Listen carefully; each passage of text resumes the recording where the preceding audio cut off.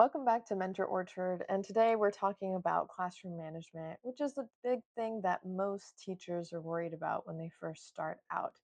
I know whenever I was a newer teacher, before I'd even started, I started talking to a lot of different teachers and reaching out and asking, how am I going to make sure that I have good classroom management? So, have high expectations. That was a pretty common one. And I thought, sure, yes, makes sense. Be consistent with rules and expectations. I mean, sure, I can do that. Be strict, build relationships, clear procedures and routines. That was kind of the information that was given to me, but by the end of it all, I was like, "But how do I do that? How do I have high expectations? What does that actually look like?" Because when you go to actually implement high expectations, you realize I still don't know what I'm doing. So, what I came to find out later is that classroom management is a collection of techniques that are reinforced over time. It's not necessarily just these big ideas. These big ideas have a lot of key things within them that's going to make sure that you have good classroom management. I've been able to figure it out on my own while still being able to remember what it was like for me as a new teacher. And one reason I created Mentor Orchard was because I wanted to be the support and give them information that I would have liked when I was a new teacher trying to figure it all out. It's about 45% of teachers leave within the first 5 years of teaching. It's So people can say, well, in 5 years, you'll be able to figure out this classroom management thing. But most people aren't making it those 5 years because of issues of classroom management. education has strategies and techniques that we figured out. And it boggles my mind that we still aren't able to really relay that to new teachers well enough. And implementation of these things is really stronger with support. And that's why Mentor Orchard is here. So, anyways, let's really break down classroom management so that you're more confident in the classroom. So I think it's a good place to start. Reflect on what is the biggest challenge in your class right now, if you have a classroom. So if you've already started, I think it's really good to just brain dump everything that is giving you a headache that makes you not want to come to a class the next day. It might be class specific, it might be overall, it might be student specific. Just write it all down. If you don't have a classroom yet, so maybe you haven't started as a teacher, I would think of your experiences that you've had with kids already, and also the experiences you've had with pets. So if you've babysat, are you noticing that you're a little bit more lenient in certain things? What behaviors do you wish that that kid didn't portray? Because a good portion of the way those behaviors are being expressed can be reinforced by what you're doing as well. And then pets, because a lot of this is behavioral. I think maybe you've gone to someone's house before, the dog is jumping up on the person, and it makes people not want to come back because, oh, their pet's just going to be jumping all over me and scratching me and hurting me, right? And that shows, okay, there's not very good discipline training, which unfortunately can transfer in the classroom where, oh, you don't have the discipline, you don't have the routine, you're not being consistent. So reflect on what you see is happening with you and those kinds of relationships. And if you are in the classroom right now and are having challenges, I think it's good to think of what would happen if I changed this tomorrow. And I know that I would feel a huge sense of relief, right? It would make you want to keep going. It would make you want to keep teaching. Another thing that I'd like you to set up at this point is a goal with a deadline. So just choose one thing on there that's like, if this one thing changed, it would be a drastic change in my well-being, my emotion, etc. And if you're having trouble with that because there's a lot of, let's say, fires that you have to put out, rank them and then choose the one that is the highest rank, giving you the most stress, or that you think might be the easiest to change because it's a habit or procedure or routine that you can implement starting off the bat. Moving forward, we're going to be talking about different things, different techniques that make up classroom management. And I really want to start with the most important ones, which are the first impressions, which is what happens between the student going from the hallway to the classroom to their seat to the first lesson. So, what are those mental shifts, actions, and behaviors that are happening? I want to start kind of easy.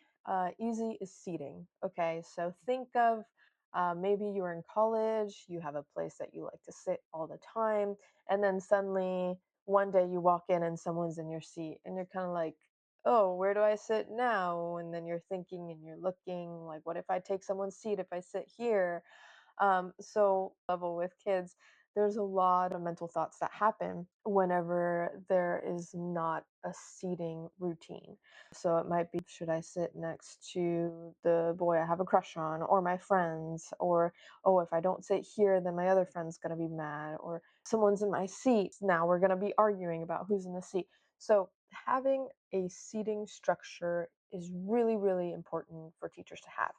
Now, some teachers might be like, oh, I want to do a free seating. I want students to have their choice. And that's awesome. But I kind of like to go back to that idea of everyone should learn how to do things the structured way before they really go into trying out different things. So I like to think of Picasso. Even Picasso, the person who broke the idea of what a face or a body can look like, even he knew the basic rules and was able to implement the basic rules of this is how a face should look like due to proportions, due to shadows, etc. Even if you're not a fan of seating charts, even if that doesn't quite click with your ideal teaching environment kind of brain, for your first year, maybe even your second year, get that seating done. It'll help make classroom management a lot easier. Seating at the elementary level looks like the name. It could be the blank name where the students are writing their name. Either way, the elementary students are coming in, they know where to sit. It can also look like a color, a shape, or a letter that, hey, this is a color day, you're going to be sitting at this color. But either way, it's very clear. I know when I walk in, this is my seat. At the secondary level, it might look more like a seating chart. And what's nice is there are some platforms, some software that schools will use that allow you to have a seating chart made more easily than just trying to make it yourself. And then that's something that you can practice with the routine. Like when you get in, you're going straight to your seat. And we're going to talk about how to implement that routine in a second. But the other big thing that is part of the first impression, so the first few minutes, is what I call readying behaviors. So, readying behaviors consist of a lot of different behaviors, actions, and thoughts, and they're going to be different for different classrooms, whatever kind of routine that you want to set up at the beginning. So, what I would recommend is just make a list of those behaviors, or maybe one of the things during the reflection is related to a reading behavior that you want to be working on. Here are some behaviors that I've listed. And in the next slide, I have actions or electronic related. The chant or slogan, if you want to do that thing where you're like, are you ready? They're like, I'm ready. And like I said, you choose things based on your style. But I think it's easy to not consider the little things. So you might think, like, okay, yeah, they walk in, they have their notebook out, and they're ready to go. That's what I want them to look at. But you also need them to know when they have their notebook out, are they going to the front? Are they going to where their previous warm up was? Are they going to the back? Are they putting their name and date? Where are they putting their name and date?